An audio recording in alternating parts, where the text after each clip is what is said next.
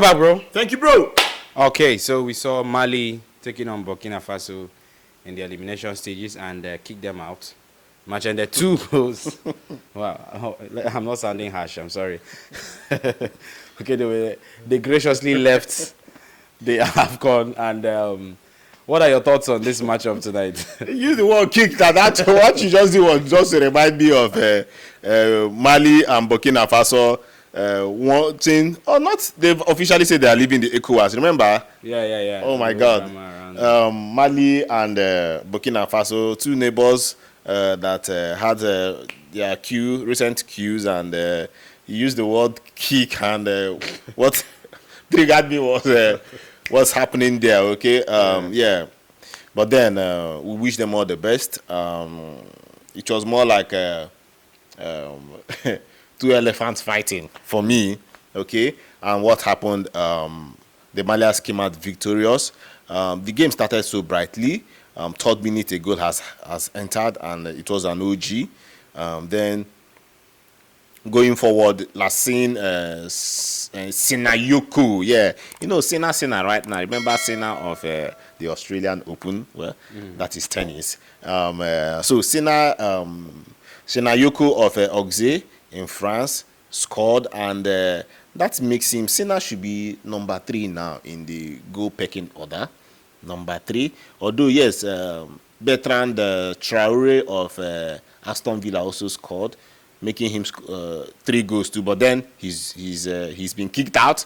Let me use the word kicked out of the tournament. So right now we have Nsue with 5 goals. Nsue of Equatorial Guinea with 5 goals. Gerson Dala of Angola with 4 goals. Yeah. Mohamed of Egypt with 4 goals, but they've been kicked out. Then we now have the rest with 3 goals. Traore 3 goals. Then Sinayoko with 3 goals. We'll maybe before the end of the day, maybe Zwane of South Africa might score. Yeah, big ups to them out there. But then the match, Malians were in charge, and I think that they deserve the victory. Burkina Faso did not really come out today. What was exciting mostly was not the gameplay today, but then the cameraman or camera woman who was showing off beautiful girls up and down. People were waiting to watch, and somehow we watched and we found out. And see, if you go to our page, please, I need to digress a bit. If you go to our page on Facebook, the women of on that page, one post that we made, do you know that post currently has 54,000 likes? 54 or more. Africans are like women, no. Women are 54,000. Wow. Since my days of us doing social media and all that, I've never seen 54,000 likes on something that is around us. Are you getting me? So big ups. For being women rappers. Oh my God. But then see, without women, we can't have the beautiful game. Women are beautiful, and they have also clothed this tournament and football in general with its beauty. So women are the ones also propagating this beautiful game. That aside, I expected more from Burkina Faso today, but then I would say they did not put in the fight. But we also are expecting something. What is that? From the Nigerian point of view, Nigeria will be meeting Angola, then Ivory Coast will be meeting Mali. And mind you, they are on the same track. Meaning that if or when Nigeria beats Angola, and the question now is, will Mali beat Ivory Coast, or will Ivory Coast beat Mali? I know many Nigerians out there will be hoping that Mali beats Ivory Coast, because personally too, I wouldn't want us to meet Ivory Coast, because that one now would be another. It will be another war. It will be a war. Are you getting me? So that's my own individual interest. Okay.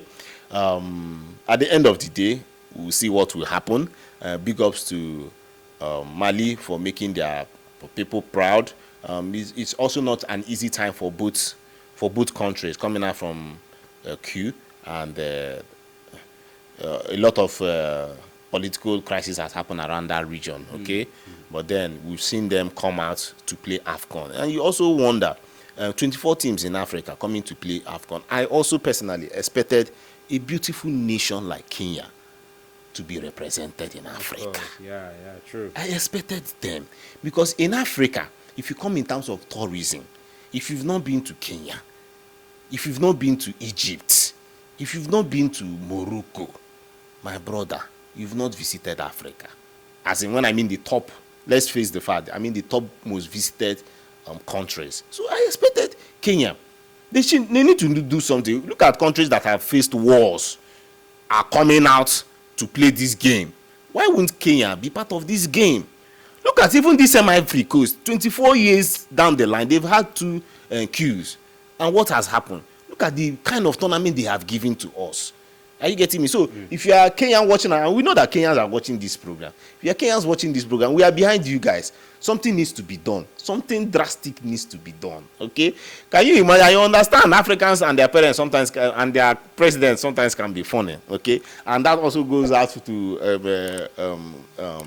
Burkina Faso today. Okay? Reason, because we've seen places where, especially Ivory Coast, this Ivory Coast that I mentioned, though, I think in 2002 Nations Cup, yes, where they were beating black and blue by Cameroon.